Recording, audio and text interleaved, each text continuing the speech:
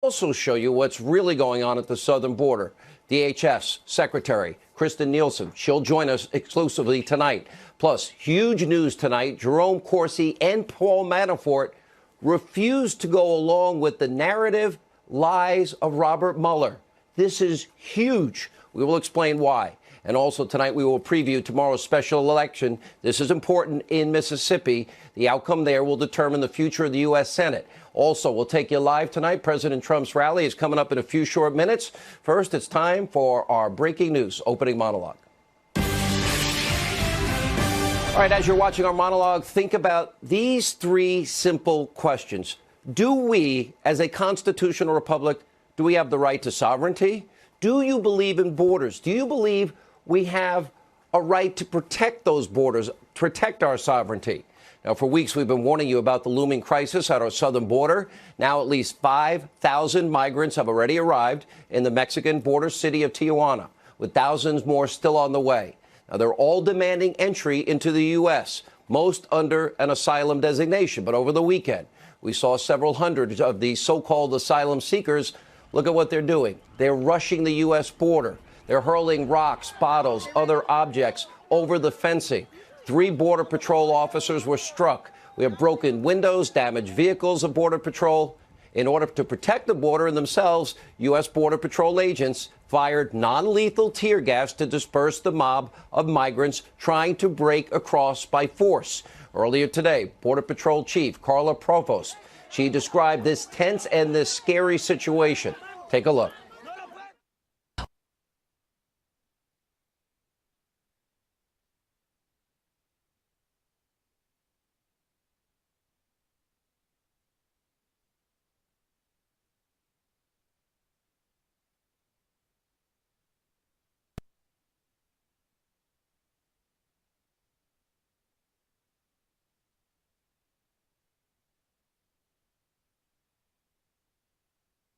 With rocks and bottles? Yes, sir, they were. And meanwhile, over at Fake News CNN, San Diego's Chief Border Patrol agent Rodney Scott had this to say about those who rushed the border. Take a look. Explain the decision to use the tear gas, because that is one question I think people have this morning. So one of our primary missions is to make sure that we keep the border safe and secure. I kind of challenged that this was a peaceful protest or that the majority of these people were claiming asylum. We ended up making about 42 arrests. Only 8 of those were females, and there were only a few children involved. The vast majority of the people we're dealing with are adult males. Similar to what we saw the first wave of the caravan that came up about a week or so ago, the group immediately started throwing rocks and debris at our agents, taunting the agents. And once our agents were assaulted and the numbers started growing, we had 2 or 3 agents at a time initially facing hundreds of people at a time. They deployed tear gas to protect themselves and to protect the border. If they were truly asylum seekers, they would have just walked up with their hands up and surrendered, and that did not take place. And just a few moments ago on the story, Chief Scott also had this to say about the migrants. Let's take a look. We took this caravan very serious from day one. It's like no caravan we've ever seen before. You've heard reports that caravans happen all the time. That's true, but not caravans that have a propensity for this type of violence and not these massive numbers of people. We watched as they came up through Mexico, the violence that they were subjecting the Mexican police and military to.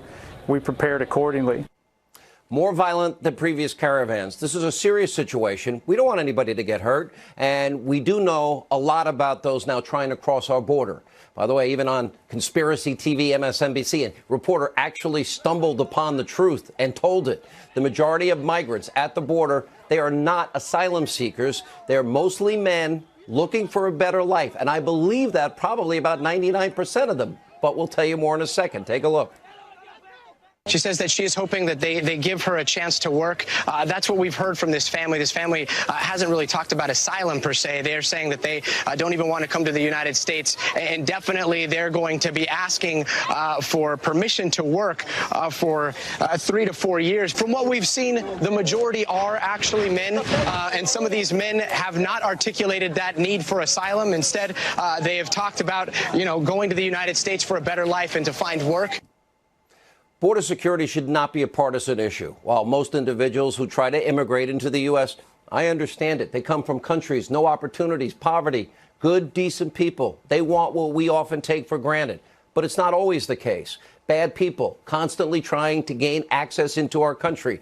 I've been down to the border more than anyone else that I know in the media, about 13 times. I've witnessed illicit drug smuggling operations, drug warehouses, human trafficking, violent gang members arrested. I've sat through a briefing with then Governor Rick Perry, showed 642,000 crimes committed against Texans alone at the hands of illegal immigrants in just a 7-year period. This week, a suspected illegal immigrant charged with killing a Texas teacher during a hit-and-run incident. And according to the DHS, they've identified, along with Mexican officials, over 500 criminals that have infiltrated the migrant caravan. Bad people moving among those that want opportunity, those with criminal records, always actively trying to get into the U.S. In order to protect the safety and security of everyone living here, we've got to protect our borders. If we had a secure wall right now, nobody would be in harm's way. In lieu of a robust border wall, this country will always be vulnerable. You saw it this weekend. Look at the videos. Look at the pictures. As agents forced to defend themselves against hundreds of so-called asylum seekers who are attempting to break into the United States by force.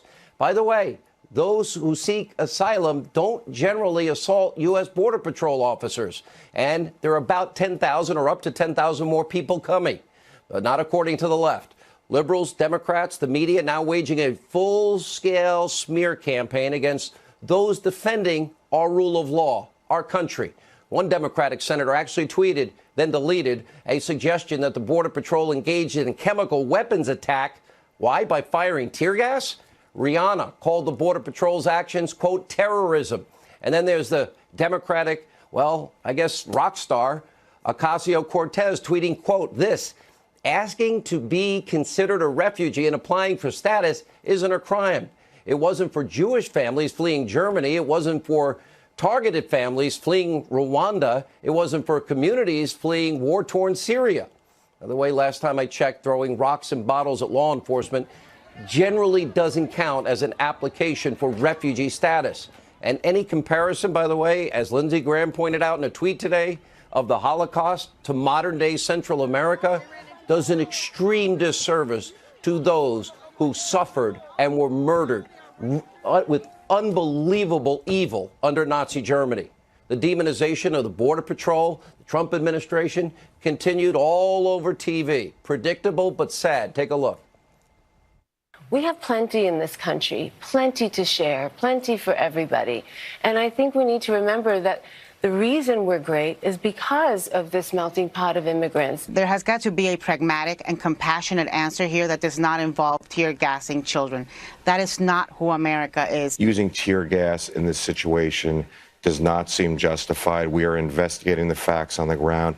But the Border Patrol has a history of using unnecessary force. Here we look at children being subjected to tear gas. That's the United States causing that. That's outrageous. She's on the wrong side of history and the wrong side of decency. We are not a military dictatorship. And the military does have a certain level of independence. He is the commander-in-chief. But the military also does have the authority to decide for themselves where there are moral lines that they will or won't cross. So what should Border Patrol do when they're being hit with rocks and bottles and other things?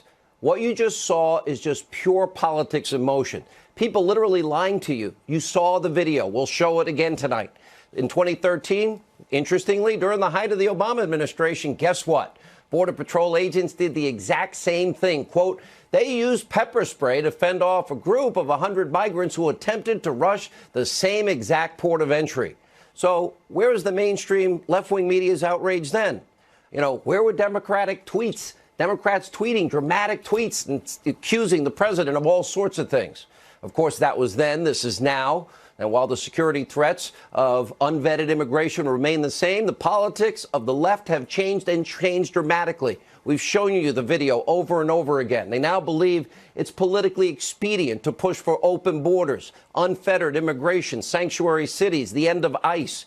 And that's why Democratic presidential hopeful Kamala Harris actually said, well, there's a perception out there, isn't there, with ICE and the KKK? Now the left is trying to score political points over what is now an actual real crisis. Our Border Patrol agents deserve our protection. The rule of law needs to be adhered to. They don't seem to care about the 500 criminals that Mexico and the U.S. have identified as having infiltrated the caravan. They don't care about the extreme security risks associated with illegal immigration. They sure as hell don't care that each illegal immigrant, according to a study out 3 weeks ago, that successfully enters the country costs you, the American taxpayer, around $70,000 per year. And sadly, the left only cares about winning, no matter what the cost, no matter the damage, no matter the risk.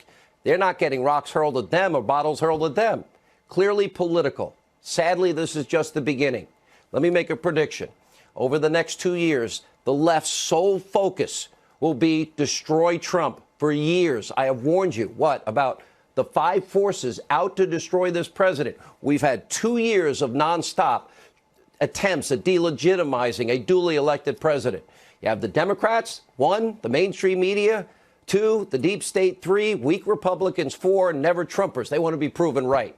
So mark my words. As we now head into January, the hate Trump House of Representatives, when they take power, those 5 forces will align and spew anti-Trump vitriol every second, every minute, every hour, every day. The good news for us, they will overreach. They will really extend what they think is a mandate that is not. What they won't do, sadly, is anything that will help the people of this country. You, the people, we, the people. And that is the most, right now we have the most radical left-wing House of Representatives this country has ever seen. There are no more moderates. And of course, the deep state side, well, we've been witnessing Mueller's destroy Trump partisan witch hunt play out for the past 558 days. And breaking tonight, this is huge news. Mueller is alleging that his top target, Paul Manafort, remember the target was about loan applications years ago, tax violations years ago. They're saying that he lied to investigators after agreeing to his plea deal. We also learned that Roger Stone's associate, Jerome Corsi, he's rejected a plea deal from Robert Mueller. The deal involved Corsi pleading guilty to 1 count of perjury. Greg Jarrett will join us in a moment. Here's what he noted. What we're seeing here is a classic Mueller-Weissman tactic, using threats and coercion to get people basically to test the lie. In other words, what that usually means is you either tell us what we want you to tell us, you lie, or you're going to get punished. Think about this. If they said what Mueller wanted, Corsi and Manafort, all they have to do is say what they're basically saying they want to hear. They would likely get a better deal. By not doing this, it means both those men know that they may be risking spending the rest of their lives in jail, and they have decided not to do it. This is a profound development, and I can't wait to hear the full backstory in both cases. Look at General Flynn, 30-plus years serving his country. The FBI didn't even think he lied. Comey didn't think he lied. Strzok didn't think he lied.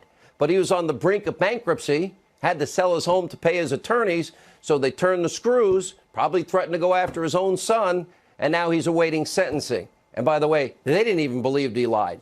Then there's George Papadopoulos. He's now in jail for 2 weeks. He feels like he was set up big time. Just look at his tweets. He'll be locked up for the next 14 days. We'll talk to him afterwards. And does any of this have anything to do with Russia collusion? Nothing, because there is none. There is no Trump-Russia collusion. But we have been able to reveal on this program Clinton collusion. But if they cared about collusion, they certainly don't care about that, because if they did, they would look at surveillance abuse, unmasking abuse, leaking intelligence abuse, lying to FISA courts, and committing fraud upon the courts. They would look at the circular leaks of the phony dossier. They'd look at how the dossier was used to lie to the American people before the election and how Hillary paid for those Russian lies. They never told the FISA court this. No one seems to care in Mueller's office. Hillary's bought and paid for Russian lies. Now, this has literally become the biggest travesty of justice, a one-sided witch hunt that has no interest in truth or real Russia collusion. Hillary can pay for Russian lies. They don't care. They can propagandize and lie to the American people. They don't care. Even the author of the dossier, Christopher Steele, even he doesn't stand by the dossier. So my warning is buckle up, because Democrats are going to rehash all of it when Democrats take the House. We'll have a lot more later in the program. But first, in just moments, we're going to take you live, as you can see, to Mississippi. The president is currently about to rally voters ahead of this important runoff tomorrow between Republican Senator Cindy Hyde-Smith and liberal Democrat Mike Espy. This is a really important race that is definitely in play if you're in Mississippi, because a win for the Republican Hyde-Smith, well, that means an opportunity for the GOP to solidify its lead in the Senate. It's either going to be 53-47 or 52-48. And remember, votes in the Senate are so important, especially when it comes to things like, confirming constitutionalists, originalist justices for the president to make important appointments like replacing Jeff Sessions. And you have Democrat Mike Espy, a far-left liberal, that clearly supports Chuck Schumer and the rest of his radical Democrats already in Washington. He's been dodged by many ethical questions stemming from his recent lobbying work for an alleged war criminal from the West African country, the Ivory Coast. Espy was also forced out of the Clinton administration back in '94 while under investigation for allegedly receiving improper gifts. While he was acquitted of the 30 felony charges, the independent counsel found a pattern of, quote, improper behavior. Now, regardless of what the mainstream media wants you to believe, this race is very simple. Hyde-Smith is a vote for the Trump agenda. That means confirming originalist justices. A vote for Espy is a vote for the swamp and Chuck Schumer. It's that simple. So, Mississippi, this race matters, and I hope you vote tomorrow. Okay, now we're awaiting any minute now. The president, I believe, if I see right, it might be Mike Pence up there. I think it is. And he's not on stage yet. We have a lot of news also about the deep state that we're going to get to. Joining us with analysis, the author of the #1 New York Times bestseller, The Russia Hoax, Fox News legal analyst Greg Jarrett, The Hill's executive vice president, investigative columnist John Solomon, Fox News investigative reporter, contributor Sarah Carter. Greg, let's start with Manafort and Corsi. Both of them know what they want, what the special counsel wants to hear. Sure. They're not giving it to them. That means they are risking, maybe both of them, they're older, maybe risking their whole life in jail as a result of just not saying what Mueller's team wants. Explain the process here.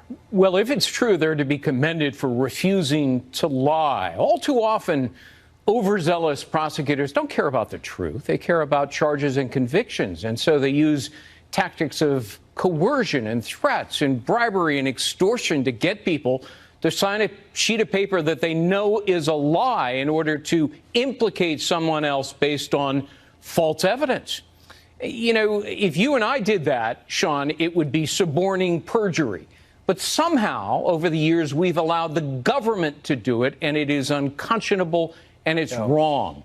And that appears to be what's happening here, but we just don't know quite yet. Think about this, because they know what they want these guys to say. They know what they want them to say to them.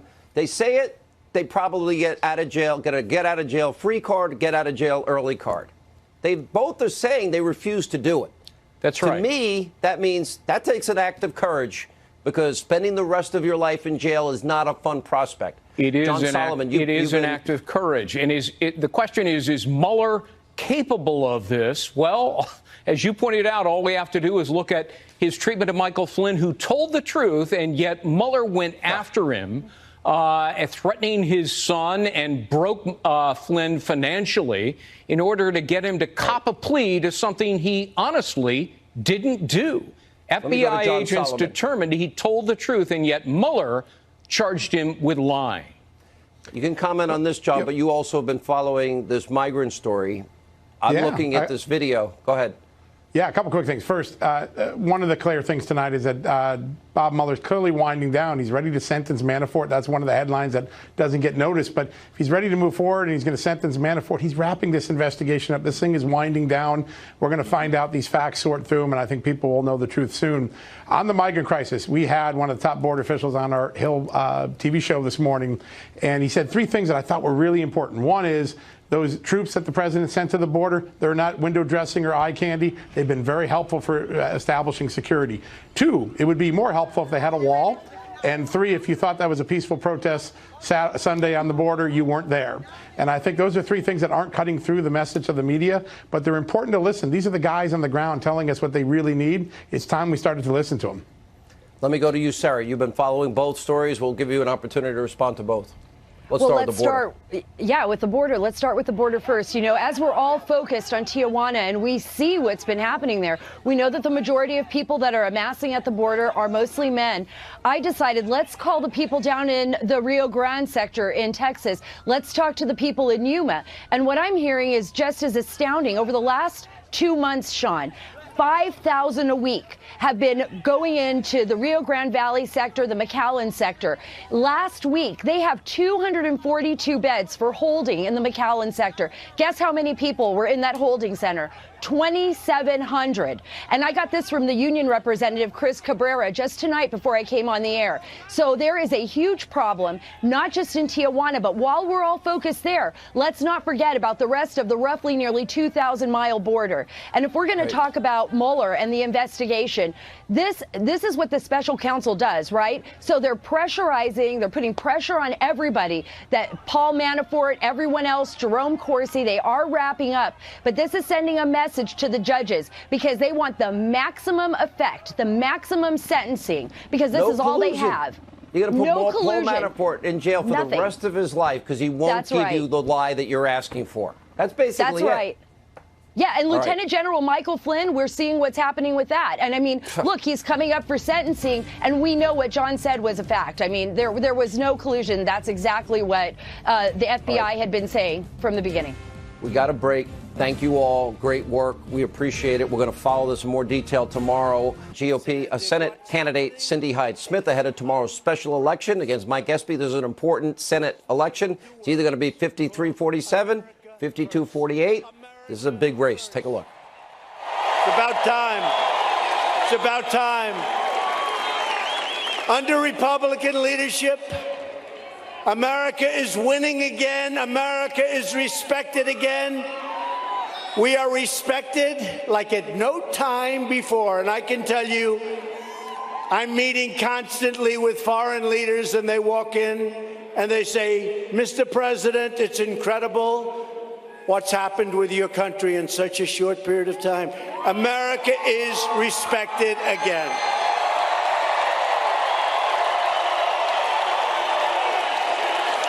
We've unleashed the greatest economic comeback in American history. More Americans are working today than ever before. Think of that. Today, right now, more Americans are working in our country than at any time before. So that's a big thing. That's a big thing. We've created 4.5 million new jobs, and we've lifted 4.3 million Americans off of food stamps. The unemployment rate just hit the lowest level in more than 50 years. And here in Mississippi, the unemployment rate has hit its lowest level of all time. Congratulations, Mississippi.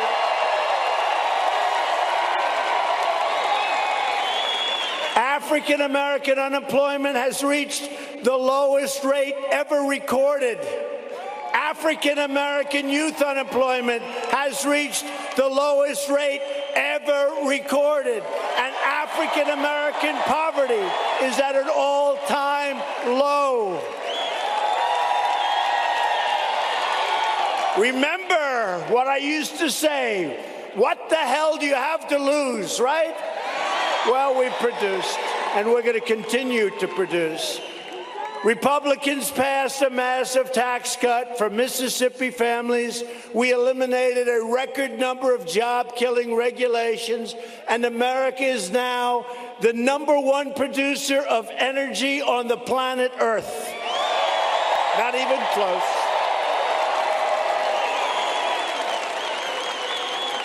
And that took place pretty quickly, didn't it? We are taking care of our veterans, and our military will soon be more powerful than it has ever been before.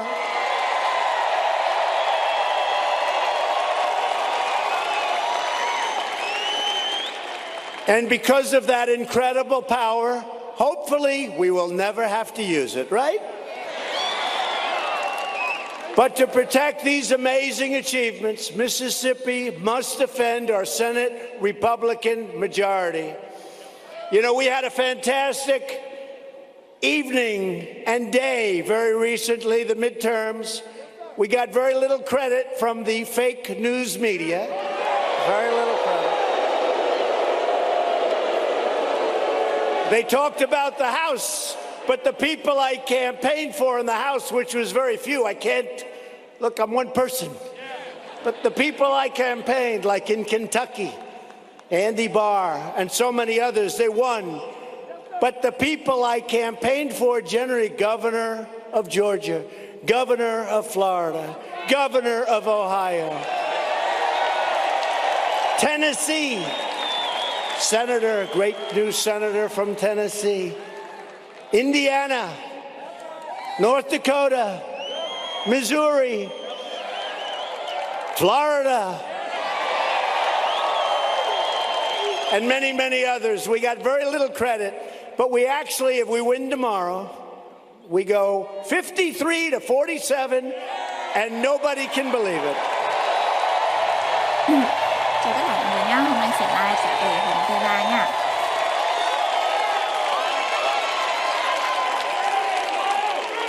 53-47, they're not happy. The fake news is not happy about those numbers.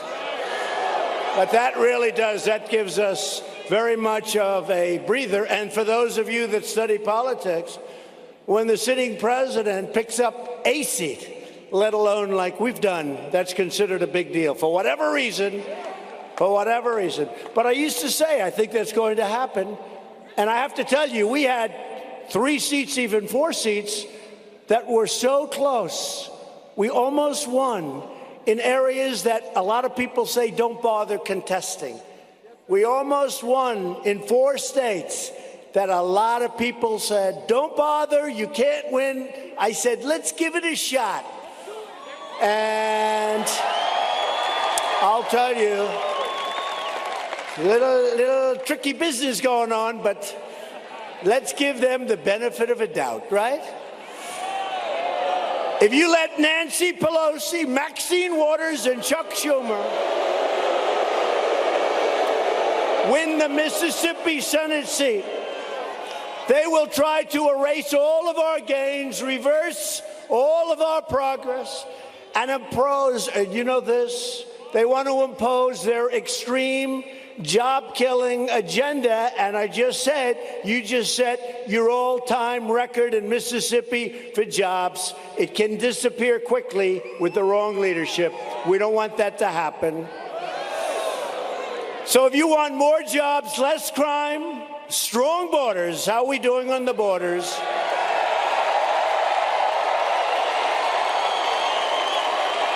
Then you only have one choice tomorrow. You must vote Republican. We are honored tonight to be joined by several really terrific Mississippi Republican leaders. And we'll start with a friend of mine. He has been so incredible. 7 months ago, he took me around to see things, and then he showed me something that he's maybe the most proud of all of, the African American Museum. Phil Bryant put his guts and his life and his blood into it. Number one, it's doing fantastically, but number two, I loved it, and he did a fantastic job. He is a great governor, Governor Phil Bryant. Where is Phil? Come here, Phil.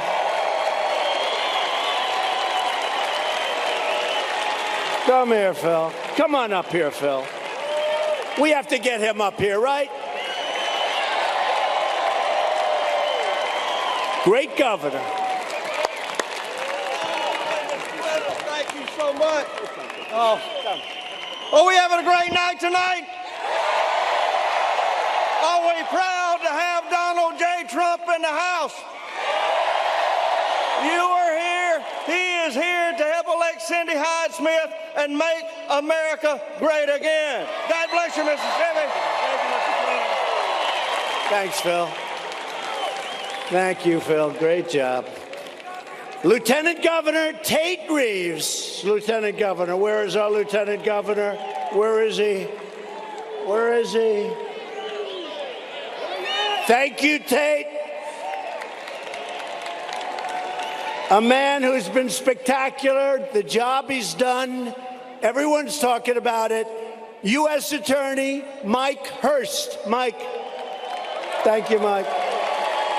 Thank you, Mike. A very good friend of mine. He's always there. He's always available, and he is very smart. He loves the people of Mississippi. He loves the people of our country. Senator Roger Wicker. Roger. Thank you, Roger. Great job. And a man that did so well recently. It'll go down for a long time. You're going to be seeing those words. They were beautiful words, and they were needed very desperately at that time. Brett Kavanaugh was being treated very unfairly, very, very unfairly. And Lindsey Graham got up and he hit a chord that you hit very rarely in the world of politics or anything else. He said things that were said not only so well, the meaning of what he said really changed the course of that event. And now we have a great, great Supreme Court Justice, Brett Kavanaugh. Lindsey Graham. Lindsey, thank you, Lindsey. Thank you. Thank you, Lindsey. He really did. That was very special. We're all here tonight to support an amazing leader and a tremendous champion for this great state, a woman who went to Washington. All right, as the president goes through his introductions, and I assume that he will next be introducing Cindy Hyde-Smith, we go really quickly. We'll get back to that in a second as he gets back to substance. The author of a brand new book, by the way, Trump's Enemies, How the Deep State is Undermining the Presidency, former Trump campaign manager Corey Lewandowski, former Trump deputy campaign manager Dave Bossie. Guys, this election, by the way, I want to get into the substance of your book. It's really well written, a little scary. Let's talk a little bit about, I'm sorry, guys. Dave Bossie, they're talking in my ear. Dave Bossie, this race tomorrow is very important as the president goes here. 53-47, 52-48. In the Senate, a big difference. You know, this race has to go our way. We have to have the senator get reelected. Senator Hyde-Smith must get reelected tomorrow. It's important for the president's agenda, for our America First agenda. This president is working again as hard as he can for every candidate to get every single voter to the polls tomorrow. You know, you look at the importance. It's so funny because in his first midterm, Clinton lost 8 Senate seats, 52 House seats. Right. Obama lost 6 Senate seats, 63 House seats, 69, 60. And this president nets, looks like, you know, what we netted Florida, big change in Missouri, North Dakota, Indiana, huge wins for the president and the places he campaigned the hardest. That's exactly what we just heard the president talk about. This president is the greatest campaigner we've ever seen, and it is exciting to watch him during the midterm elections in September and October, really turning up the volume. But he's here again in Mississippi for a must-win tomorrow, and I think he's going to get her across the finish line. And that way, we have an easier time in the Senate getting our nominees through, getting judges through, and passing important legislation to move America forward. You know, Corey Lewandowski, I know you and Dave co-authored this book. You're second, by the way, Trump's Enemies, about the deep state. And I talk about the 5 forces. Explain to people exactly what's going on and why this is so dangerous, something we have been delving into deeply, doing a deep dive here on this program almost every night.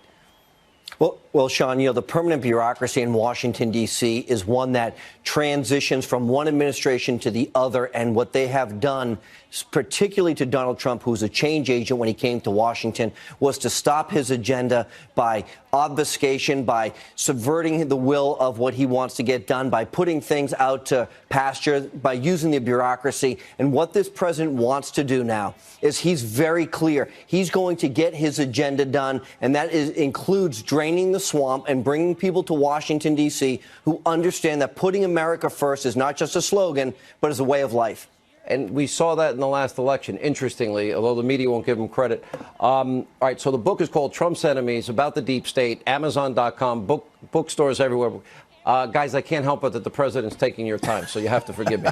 But congratulations, both of you, on the book. Thanks for being with us tonight. We'll have you back soon. Thanks very much. All right, what we're going to do is, while we are now watching Cindy Hyde-Smith speak, we're going to take a break. When we come back, we'll go right back to the president, his rally.